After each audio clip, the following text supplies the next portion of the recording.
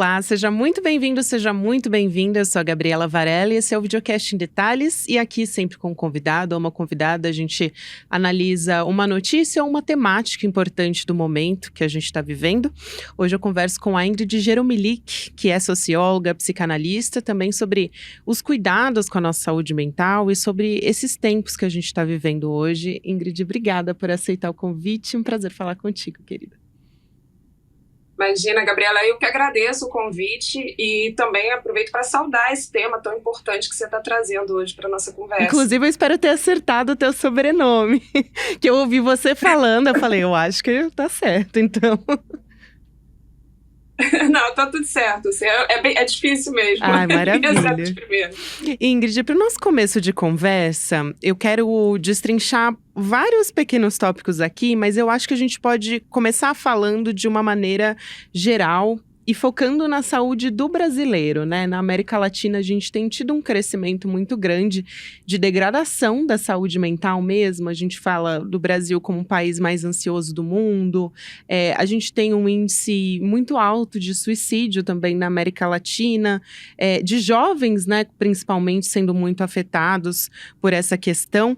Então, eu queria trazer aqui uma reflexão contigo sobre que momento é esse que a gente está vivendo, individualista, capitalista, como é que a gente supre essa demanda toda que a gente tem aqui, porque eu fico imaginando se a gente precisasse e que todo mundo conseguisse ter o atendimento que precisa na saúde mental, acho que a gente não teria nem profissional suficiente para fazer esse atendimento, né? Então, qual que é o preço desse momento que a gente está vivendo? Você falou uma coisa que é muito certa, o Brasil é campeão de ansiedade no mundo, é o segundo país também em número de pessoas depressivas, e o que acontece, eu acho que, e aí quando você fala também em número de jovens, é importante a gente ressaltar que são jovens negros, são jovens das periferias, inclusive, que estão cometendo suicídio, e aí eu acho que é muito importante a gente fazer uma relação disso com um sofrimento que é um sofrimento social. O sofrimento psíquico que a gente vê na realidade da América Latina, sobretudo do Brasil, ele tem uma relação muito intrínseca e direta com todas as desigualdades que a gente encontra nesse país, né? Então as pessoas estão sofrendo porque, claro, como é que você vai falar de saúde mental sem antes você falar das situações precárias de vida que a maioria dessas pessoas estão vivendo. Então tem uma relação muito direta e é por isso que é muito importante a gente falar dessa nova ordem psíquica que a gente está vivendo hoje como uma ordem que é sobretudo cultural e social, para que a gente possa mudar essa realidade a partir de também uma transformação da sociedade como um todo. Eu falo muito que o Achilles von Bem, que é um filósofo muito importante na atualidade, ele fala da sociedade da indiferença, o quanto nós estamos indiferentes com o sofrimento humano. E isso é o que faz com que esses jovens, por exemplo, estejam cometendo suicídio, porque ninguém enxerga, né? Porque ninguém valida essas existências. Então tem um termo que a gente usa na psicanálise também que se chama desmentido, né? E aí a gente traz isso para o desmentido social. O desmentido é quando você vive um trauma, uma série de traumas e abusos, violências, e você ainda tem que validar todo esse abuso e essa violência para a sociedade como um todo, porque as pessoas não veem isso como uma violência. A gente está falando aí de guerras no mundo, mas o que a gente está vivendo no Brasil, sobre o Rio de Janeiro, a gente vive uma guerra diária nas comunidades, nas periferias, nas favelas, e essa guerra parece que a gente cria uma certa blindagem, porque parece que é normal uma criança morrer numa comunidade, né? Você vê uma notícia no jornal e passa a folha e já vai ver outra coisa. Ou seja, a gente está perdendo essa capacidade, inclusive, de se indignar, porque isso se tornou tão banal e tão comum, e essas existências são tratadas como existências menos importantes, né? A gente se pergunta aqui, tem uma frase da Judith Butler que traz essa reflexão, que é: que corpos merecem o luto? Parece que há corpos que são existências que são validadas, né, pela sociedade, e há outras que não. Então esses jovens negros, mulheres negras, crianças negras que estão na periferia têm, de fato, ainda esse sofrimento, que além do sofrimento da vida diária, que é muito difícil, das questões econômicas que a gente vive, mas também essa indiferença, essa incapacidade de enxergar essas pessoas como seres humanos. Nossa, eu acho perfeita essa sua fala, principalmente porque você traz essa questão da interseccionalidade, né? Que a gente precisa levar sempre isso em consideração quando a gente está falando de saúde mental, né? Senão parece que vira um problema do indivíduo, né? Que você que tem que resolver, e não de uma sociedade, do meio onde ele vive. Mas você trouxe essa questão que é muito particular, nossa, e a gente tem acompanhado, e claro que a gente acompanhando à distância, eu não estou fazendo a menor comparação com o que os palestinos estão vivenciando na guerra em si, né? Que, enfim, é um impacto na saúde mental, assim, sem precedentes. Mas a gente está tendo uma relação com esse conflito, né, entre Israel e os palestinos, que é muito diferente, talvez, de todos os outros que a gente já acompanhou. Porque hoje a gente acompanha pelas redes sociais, né? E é claro, como jornalistas, eu acabo seguindo jornalistas palestinos que postam diariamente vídeos, mas nas redes sociais como um todo você consegue acompanhar muito de perto, e até por isso a narrativa, né, de Israel dessa vez não está funcionando, porque as pessoas estão acompanhando muito de perto essa realidade dos palestinos por meio das redes sociais. E isso até acabou virando uma guerra de informação. Mas eu queria te perguntar qual é o impacto disso na nossa saúde mental, né? Para além de todas as informações que a gente já recebe diariamente, a gente vai falar do clima aqui, que é uma coisa que preocupa muito, mas desde o dia 7 de outubro, eu tenho percebido também as pessoas muito cansadas de lidar com isso, como mais uma... Como se fosse, né, a gente tem várias caixinhas que a gente vai colocando uma em cima da outra, e essa seria mais uma caixinha, vamos dizer assim, para esse tanto de informação que amedronta, né, e que o tempo inteiro está nos impactando. Eu acho que tem vários elementos aí que você trouxe importantes na tua fala. A gente tem tem uma parte, um setor da mídia que traz esse conflito, essas guerras, muito numa perspectiva, como se pegasse o horror e trouxesse para o campo do espetáculo, né? Como se fosse uma disputa de time de futebol, e não colocando as questões que são centrais nessa discussão, como no caso da Palestina, por exemplo, que é a própria autonomia, né, de um Estado que deveria já ser, já por natureza era autônomo, e que foram tomadas as terras dessas pessoas, enfim, tudo que elas passam há anos de lá, e muito disso não foi retratado na mídia historicamente. Esse conflito, ele é o que está acontecendo agora, ele é uma explosão, ele é algo que é como se joga tudo num caldeirão e de repente ele explode. Então essa coisa está acontecendo há muitos anos. Não é de agora que o conflito existe naquela região. O conflito existe há muito tempo, porque aquelas pessoas não têm o direito de existir naquelas terras. E aí volta para isso que a gente tem falado, desse preconceito contra o outro. Muitas pessoas que não conhecem a realidade e olham para essa parte do mundo como se fossem completamente diferentes do Ocidente, por exemplo. Não reconhecem essas pessoas pela cultura delas, pela religião delas, e muitas vezes atacam pelo próprio desconhecimento, pela própria incapacidade de enxergar, de entender que aquelas pessoas também têm o direito de existir e também têm o direito de ocupar as suas próprias terras, que as gerações estavam já ali. Então, eu acho que as redes sociais, elas ainda agravam esse olhar, que é esse olhar espetacularizado, né, da vida e dos conflitos, num clima muito de polarização.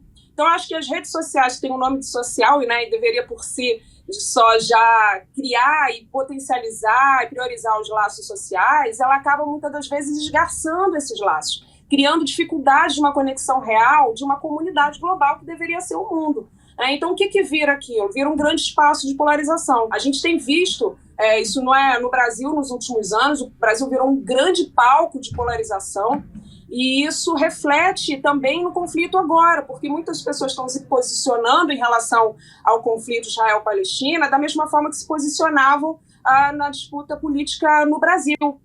Como se fosse uma disputa pura e simplesmente política de lados e visões. Mas o que a gente está falando ali, não dá para você, por exemplo, diminuir, reduzir algo como um ataque a um hospital, né? Como crianças, que crianças podem morrer ou não, as crianças palestinas podem morrer e outras crianças devem ser salvas e cuidadas, né? Então a gente está falando disso, que é uma forma de... Você acaba criando uma seleção de quem pode ou quem não pode a sobreviver a esse conflito. E isso é muito cruel. Então, o que a gente está vivendo é só mais uma etapa de uma polarização que segue acontecendo, não só no Brasil, mas no mundo todo, e que a extrema-direita vai ocupando esses espaços também, que são espaços de comunicação, espaços de uma formulação, de uma construção psíquica que nós acabamos carregando também. Né? Então, quando a gente começa a dizer, olha, isso aqui, a justificar o injustificável, né, justificar certos tipos de ataques que estão acontecendo na Palestina, que essas pessoas estão sofrendo,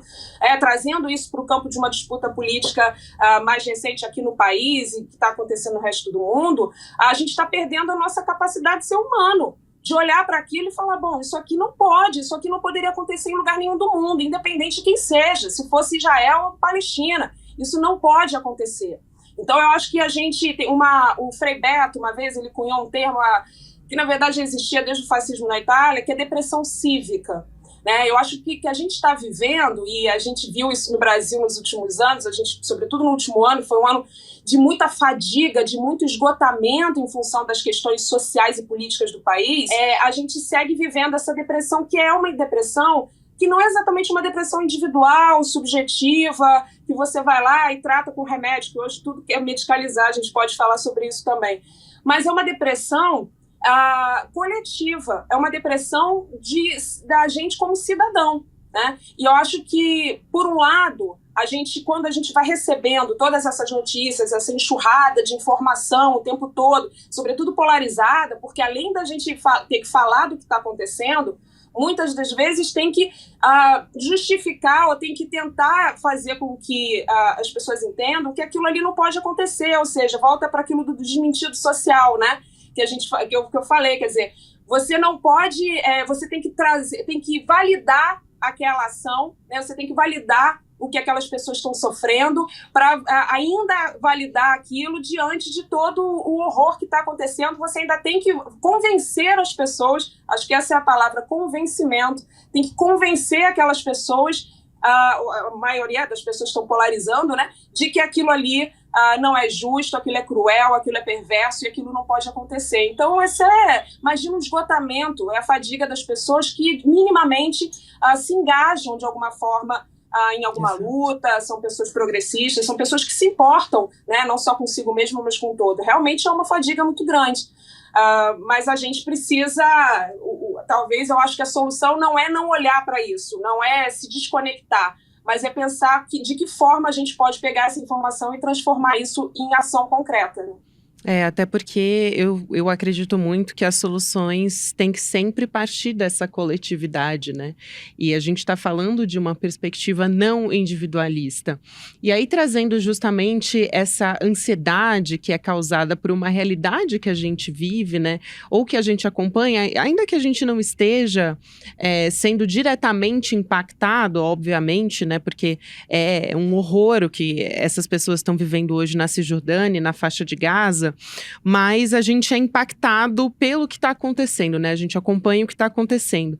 De outra forma, tem aspectos que a gente tem hoje na nossa vida, né? E principalmente aqui no Brasil, que estão nos afetando diretamente, que é, por exemplo, a questão da urgência ambiental.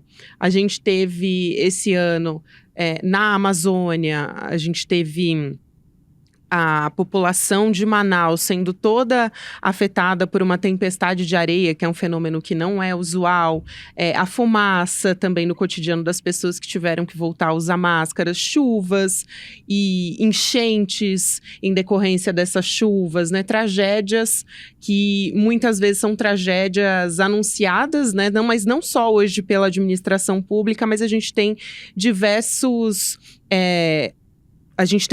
impactos, como o El Niño, por exemplo.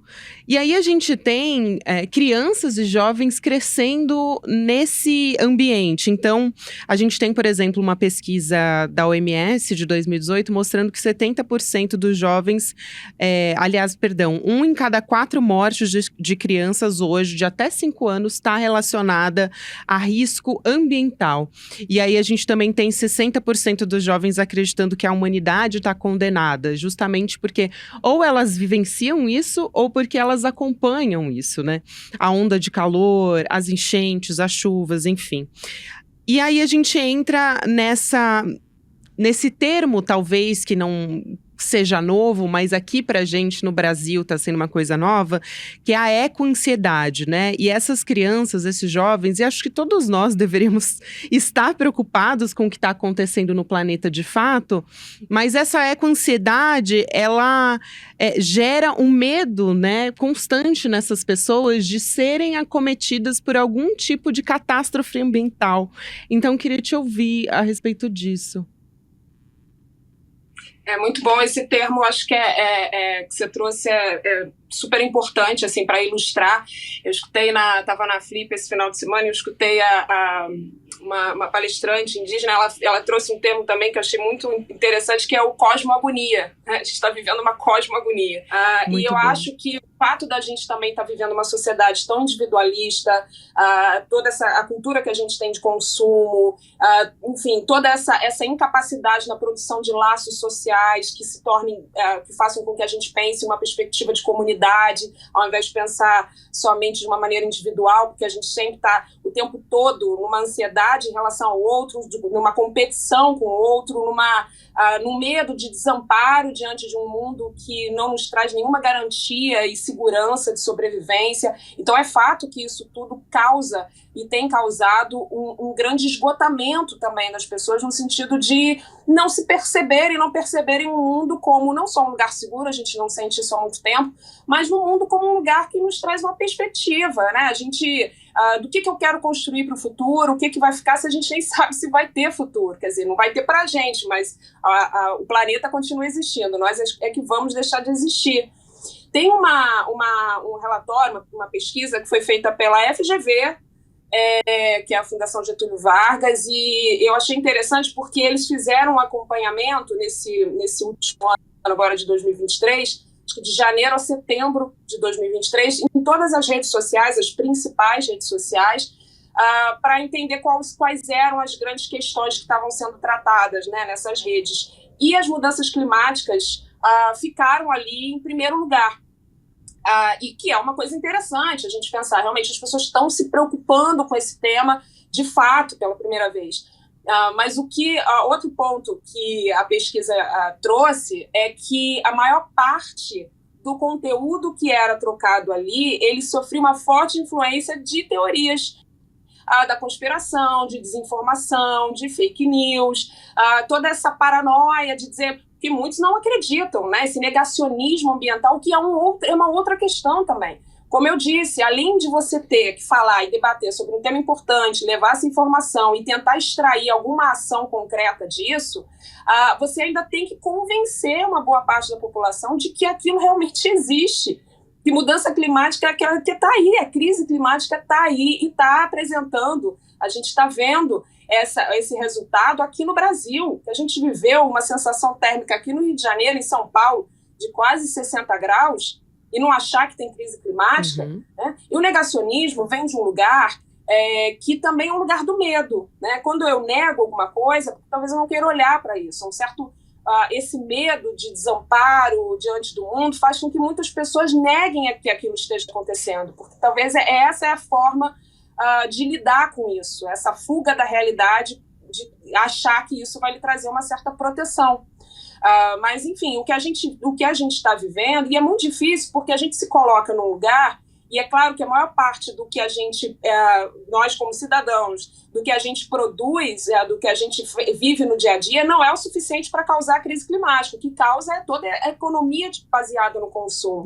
Então fica muito difícil também saber qual é o papel de cada um, e também gera essa agonia, essa ansiedade, tipo, qual é o meu papel nisso? É claro que cada um de nós podemos melhorar alguma coisa no nosso dia a dia, enfim, mas isso não é o suficiente. A luta precisa ser uma luta também antissistêmica. Se perguntar o porquê que a gente precisa viver com base nessa economia de consumo. Por que a gente precisa continuar, né, gerando os parâmetros de felicidade a partir dessa economia de consumo. Então, todos os nossos valores e aquilo que a gente acredita que vai nos trazer o bem-estar, o prazer e a felicidade estão baseadas nesse modelo. Enquanto a gente olhar para isso que é fundamental. Quem não quer ser feliz? Mas enquanto a gente olhar para isso sob um ponto de vista material, que é o que o discurso capitalista coloca para a gente, não tem saída para isso, né? Exatamente. E aí eu quero entrar nessa questão de culpabilização do indivíduo, né? Que eu acho que tem tudo a ver com isso que a gente está conversando, porque e não olhar por uma perspectiva social, né? Como se fosse a sua responsabilidade ter a responsabilidade sobre a sua saúde mental, né? Então, se você não tá se sentindo bem ou se você tá deprimido, é porque você tem que levantar às 5 horas da manhã para correr, é porque você tem que meditar, enfim, tem que encontrar uma saída para esse sofrimento que você tá vivendo, né? E uma lógica de produtividade também, porque você não pode sentir esse sofrimento, você não pode ter um momento de solitude, né? Não vou nem dizer solidão, mas um momento de ficar sozinho, de entender, de tomar decisões, né? Então, existe essa mentalidade de que você precisa fazer o que tiver ao seu alcance e o impossível também, né? Nem só o que está ao seu alcance, mas tudo isso com o intuito de não sofrer. E aí, com essa lógica de ter que evitar o sofrimento a qualquer custo, e como se o sofrimento não fizesse parte da nossa vida também, claro, eu não estou falando aqui, é diferente de estar deprimido, né? Mas de um sofrimento pontual. Mas aí a gente entra muitas vezes numa lógica da medicalização e numa lógica farmacêutica, e acho que da indústria farmacêutica, e acho que dessa sociedade do consumo também que você trouxe, né, Ingrid? Não, total, assim, sua fala você foi, assim, no ponto. Eu vou dar um exemplo aqui do que acontece nos Estados Unidos, porque o modelo de felicidade americana, né? Os Estados Unidos, inclusive, criou a psicologia positiva, que é um ramo hoje da psicologia que tem muita relação com essa ideia de mercado, do capitalismo, de olha… Aquela coisa, né? Ai, saúde mental tá em dia, né? Meu Deus, eu odeio esse termo. Exato, né? Isso, da positividade tóxica, que a gente já vem falando tempo nas redes. Mas é isso, essa coisa de achar que, primeiro, felicidade é algo muito efêmero, né? Ao longo da história, vamos discutir felicidade aqui, é algo muito efêmero. Mas o que eles trazem é essa ideia de que, olha, dá para ser feliz. Só seguir esses passos aqui, né? É uma coisa meio coach, assim. Você segue os 10 passos rumo à felicidade. Você seguir aquilo ali que está no livro, né, que é quase uma bíblia da positividade, da psicologia positiva, você vai chegar lá. Mas vamos ver o que está acontecendo nos Estados Unidos. Você falou da medicalização. A gente vive-se hoje lá, uma grande crise chamada da crise dos opioides, que não é só de hoje, ela já teve outros momentos na história, e agora, nesse momento, ela é o fator que mais mata americanos na atualidade, e por conta de toda uma indústria que foi criada em torno… opioides são medicamentos, tá? Do opioide se sai também drogas como a heroína, mas o opioide, dali saem os medicamentos como a morfina e todos os medicamentos para dor. E eu acho muito simbólico que, num país como os Estados Unidos, que tem essa coisa, todo esse discurso capitalista de evitação do sofrimento, e da busca da felicidade pelo sucesso material, e de repente você ter uma crise que é uma crise justamente no sentido de evitar a dor, de evitar o sofrimento, de evitar a vida, de fuga da realidade. As pessoas estão morrendo lá porque estão viciadas numa droga que foi colocada ali para elas pela própria indústria farmacêutica. Aquilo não é uma droga que está, né, não é traficada, aquilo ali é uma droga que foi criada pela indústria farmacêutica para doenças como câncer, para as pessoas serem tratadas, que de repente a indústria entendeu que, como aquilo é muito lucrativo, vamos receitar remédio opioide para dor de cabeça, para qualquer dorzinha. Tá com dor de dente? Toma opioide. E aí o que acontece? Essas pessoas se viciaram e as pessoas estão morrendo, mas morrendo de tal maneira que é mais do que o número de acidentes de mortes de trânsito ou por armas de fogo. Nossa. Então é uma coisa que já virou uma grande crise, é uma crise de fato que está acontecendo no país e que está mobilizando todos os setores, público, privado e tudo mais, mas que foi causada pela própria indústria farmacêutica. Então isso que você fala da medicalização da vida é muito importante a gente tratar, porque quando a gente fala de depressão e de ansiedade, o próprio discurso, né, da lógica do capital toma um remédio e volta a trabalhar. Porque volte a ser produtivo, né? volte a ser produtivo, né? O único problema no sujeito é justamente esse. A gente não é uma sociedade que produz sujeitos para pensar, para refletirem, para criar, para gerar consciência, né? Para gerar grandes mudanças sociais, enfim. Não, a gente cria sujeitos para entrarem nessa lógica de mercado, justamente o apertador de parafuso, não mudou nada. Então, quando a medicalização tem muito a ver com isso. E óbvio que não vai adiantar você medicalizar uma pessoa que está sofrendo por sofrimentos que são sociais em vários níveis. O sofrimento de um jovem negro que se suicida, como a gente falou aqui no início, que a maior parte daqueles que se suicidam no Brasil são jovens negros, a gente está falando de algo que é absolutamente social. Isso. Por que esses jovens estão se suicidando? Isso não é um problema individual da vida daquela pessoa específica, não. Porque isso é um sofrimento de uma pessoa negra num país extremamente desigual e preconceituoso. E que vai incutindo nesses jovens uma série de questões, assim, eu não sou suficiente, eu não sou bom, eu não sou igual ao outro, o outro é melhor do que eu, o outro tem mais direito de existir do que eu, e óbvio que isso gera um sofrimento psíquico enorme, porque ele não vê futuro para ele, porque ele não se vê como um sujeito completo, um sujeito de direitos, né? Então eu acho que falar sobre depressão, sobre ansiedade, sobre todos os transtornos que a gente está vivendo hoje, sem falar na necessidade das transformações sociais, é enxugar gelo. E a gente sabe que é para enxugar gelo. E a gente sabe que a medicalização, que a gente hoje, se há 30 anos atrás, se tinha muito menos transtornos mentais. Hoje você tem uma série de transtornos pelo DSM, pelo CID, enfim, que são as normas, né, consideradas internacionais para dizer o que é doença e tal.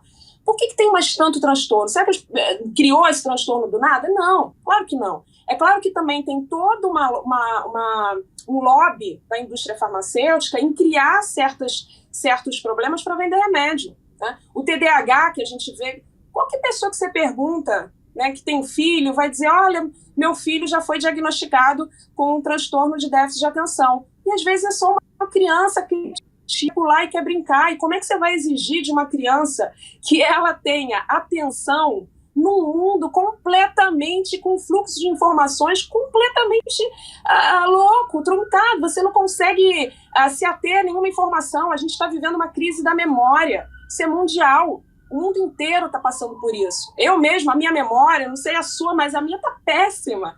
Né? Isso tudo tem a ver com a incapacidade de reter a informação, de reter a atenção, de viver os momentos com a atenção que os momentos merecem. A gente está perdendo essa capacidade. Daí exigir de uma criança e dizer que uma criança tem um transtorno porque ela está simplesmente vivendo no mundo, né, que esse mundo hiperconectado, é claro que isso é todo um discurso que só beneficia a indústria farmacêutica. Nunca se vendeu tanta Ritalina no mundo como se vende hoje. É um dos remédios, com certeza, que mais lucram, né, com isso. Então é muito perigoso, porque a gente está falando de um remédio fortíssimo, tarja preta, para crianças, e que, de uma certa forma, a gente fala dessa coisa de transformar os sujeitos em zumbis, fazer com que essas pessoas percam a autonomia e a capacidade de pensar por si. Então a gente quer sujeitos dóceis, sujeitos passivos, com que a gente possa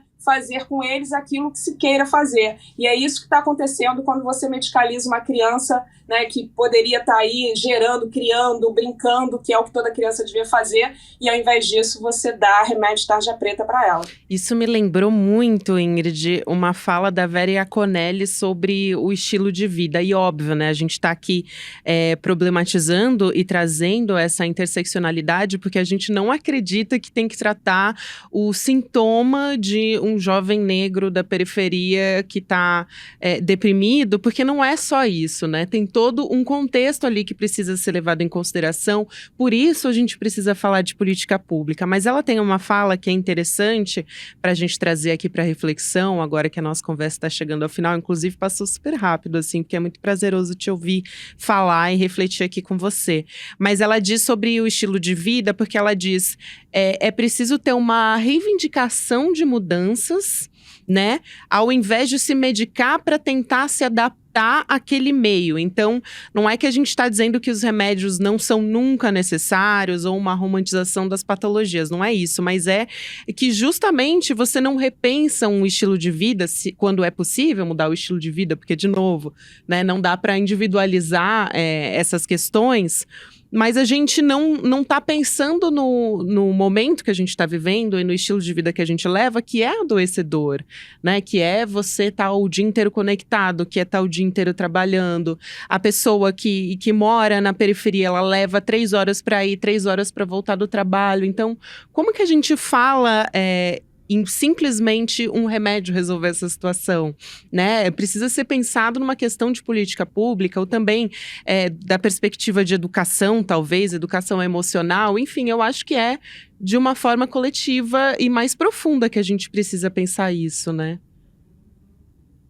Claro, claro. Eu acho que tem que tirar a saúde mental, hoje tem se falado cada vez mais em saúde mental, né? Saiu o relatório do Think Yoga, que é um lab que é muito interessante também, que trata as questões das mulheres e relaciona o trabalho do cuidado, que é esse trabalho invisível, não pago, como a Silvia Federici fala, né? O que você chama de amor, eu chamo de trabalho não remunerado, e como que esse trabalho do cuidado em relação às mulheres é um fator direto de adoecimento psíquico. E as mulheres estão em ansiedade, depressão, tem muito a ver, porque quando a gente vai ver a diferença, por exemplo, entre os transtornos que acometem mais as mulheres e os homens, as mulheres são mais ansiosas e deprimidas, e os homens têm mais relação com as toxicomanias, né, com abuso de álcool e de substâncias. E aí você vê por que é diferente. Eles não falam porque sobre isso também. Porque a ansiedade tem uma relação muito direta com a pressão, com a culpa, né, com essa incapacidade de se desligar, de olhar para si, o cuidado com o outro. Como é que meu filho vai para a escola, tem que levar a comidinha dele, tem que fazer, né, o que ele vai comer, tem que se preocupar com, enfim, com alguma coisa que o marido pediu, tem que ir lá na consulta médica para levar a mãe, que agora tem a geração sanduíche também, cuida dos pais, cuida dos filhos. Ou seja, o sofrimento psíquico da mulher tem uma relação muito direta com essa pressão e com essa culpa que ela sente o tempo todo por se sentir não suficiente, né? Como se estivesse sempre faltando alguma coisa dela e nunca olhando para si. No caso, a gente já vê uma fuga mais narcísica. Olha, eu vou abusar de substância porque tem alguém que segura a onda para mim. Porque a mulher, se quer isso, ela tem o direito, né? Porque se ela faz isso, quem é que cuida da criança? Quem é que cuida da mãe? Quem é que cuida do marido? Quem é que cuida da casa?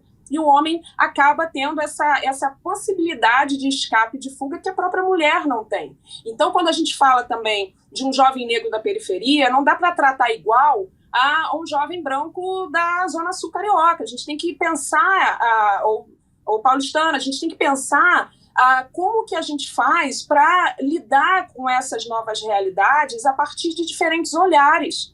Não dá para tratar igual. E eu acho que a psicanálise, a psicologia, enfim, todos os campos que se pretendem atuar na saúde mental tem que pensar essas diferenças, tem que pensar essas questões sociais que são fundamentais para a gente, ou os LGBTs também, enfim, tudo isso está num contexto que precisa ser avaliado quando você vai tratar aquele sujeito. Porque a realidade em que ele está inserido tem muito a ver, tem uma relação muito direta com o sofrimento e os sintomas que ele apresenta. Então, todo esse contexto, se não for levado em consideração, você não consegue tratar igual. Assim. A gente tem muito essa discussão na psicanálise, porque há setores ainda mais conservadores, tradicionalistas, mas não dá. A gente tem que romper essas barreiras e tornar isso também, popularizar mais esse acesso. Né, chegar até essas pessoas, porque é óbvio que uma pessoa, ainda que se cobre pouco, uma pessoa que está lá cuidando da sobrevivência, tem que saber o que vai botar no prato amanhã, ela não importa o que seja, o valor que seja, ela não vai pagar para fazer uma terapia enquanto ela tem preocupações reais com aquilo, com coisas da sobrevivência. Então eu acho que a gente precisa, como você falou, é fundamental que haja políticas públicas, que haja primeiro esse olhar de que saúde mental não é uma coisa à parte. Ela tem uma relação direta, inclusive, quando a gente vai falar de casos de câncer, uma mulher que tem câncer e que tem apoio, não só terapêutico, mas familiar, de pessoas, já esse acolhimento, essa mulher tem muito mais chance de sobrevivência do que uma mulher que não tem isso. E tantos outros casos de doenças, de pessoas que você vê uma diferença enorme entre essas pessoas que têm algum tipo de acolhimento e aquelas que não têm. Então, saúde mental não é uma coisa que a gente pode deixar de lado e ir lá amanhã e qualquer dia a gente vai resolver isso. Não, tem que ser agora, é urgente, porque isso trata direto da nossa própria saúde física também, né? Da nossa própria capacidade de sobrevivência. As pessoas estão, de fato, morrendo, não é só por suicídio, as pessoas estão morrendo por doenças. Até diabetes tem uma relação direta com o seu nível de vida. Se você está bem, se você está se você está vivendo uma vida muito estressada, tudo isso tem uma relação direta com essas doenças também. Sem dúvida, Ingrid. Que bom, assim, ouvir, ter uma conversa tão lúcida sobre esses temas. Quero te agradecer muito. A gente até estourou um pouquinho o tempo, mas valeu muito a pena e tenho certeza que quem nos acompanhar, quem está nos acompanhando agora, vai concordar comigo. Quero te agradecer muito, a Ingrid Geromili, que é socióloga, psicanalista. E fica o convite aqui para você voltar sempre. Foi um prazer te ouvir, te conhecer. Um abraço enorme. Olha, eu volto com certeza, é só chamar. E eu queria te dizer, aproveitar que o tempo está corrido, que eu adorei conversar com você. Você traz perguntas muito pertinentes, você traz reflexões também. Então você também, obrigada, você que com certeza faz com que esse papo seja assim tão bom, porque você trouxe reflexões assim fundamentais para o debate. Obrigada, Imagina, Gabriela. Obrigada a você. Então, combinado, a gente marca um outro papo em breve. Um beijo grande. Até a próxima, querida. Beijo. Até mais. Tchau, tchau. O Videocast em Detalhes fica por aqui. O próximo episódio vai ao ar às 10h30 da manhã, ao vivo no YouTube, por onde você acompanha toda a programação do ICL Notícias. Agora você fica com o Videocast Mercado e Investimento. Às 5h da tarde tem o Rolê ICL. E depois, na sequência, às 6h da noite, tem o ICL Notícias segunda edição. Fica o recado para você também ouvir o Em Detalhes nas plataformas de áudio. Você que acorda cedo, 7, 8h da manhã, o conteúdo também já está disponível para você. E olha só, não vai embora não, porque a próxima aula aberta do Instituto Conhecimento Liberta já tem data e hora marcada, no dia 17 de dezembro, um domingo, tá, gente? 8h da noite, o artista e filósofo das ruas, Eduardo Marinho, vai presentear a nossa comunidade aqui do ICL com um encontro inesquecível. Então, você, para quem não conhece a história do Eduardo Marinho, ele era filho de um militar, estudante de direito, inclusive ele chegou também a ser bancário concursado, mas ele largou tudo para viver nas ruas, entre as pessoas mais simples, e ele descobriu um sentido mais profundo na vida, na história dele, ele vai compartilhar com a gente. Então fica o convite para você participar online, mas para isso você precisa fazer a sua inscrição. Então não esquece, vai ser dia 17 de dezembro, online, às 8h da noite, e aí você se inscreve em icl.com.br/emdetalhes. Muito obrigada a você que me acompanhou até aqui nessa conversa tão importante. Um abraço e até amanhã. Salve todo mundo. Então, meu nome é Eduardo Marinho, eu sou artista plástico, né? Artista visual de rua há mais de 40 anos, eternamente inconformado com essa sociedade. Coloco muito isso no meu trabalho. Eu fiz uma conversa aqui no Instituto Conhecimento Liberta, foi um papo que eles chamam de aula, né? Eu não sou professor, mas eles chamam de aula. E queria convidar todo mundo para dar uma olhada, para ouvir um pouco, contestar se quiser, fazer alguma pergunta. Eu falo um pouco sobre a minha história de infância abastada, confortável, de classe média alta, e do constrangimento que era ter privilégios para mim. Não que eu acho que é constrangedor, está errado para outras pessoas. Para mim, o privilégio era constrangedor. E da descoberta de valores muito mais satisfatórios para mim do que os valores materiais, os valores sociais, né? A riqueza, essas coisas aí que ficam na vida. A gente está aqui de passagem, né? Então, tem valores que a gente leva. E é esses que vale a pena. Valeu, rapaziada.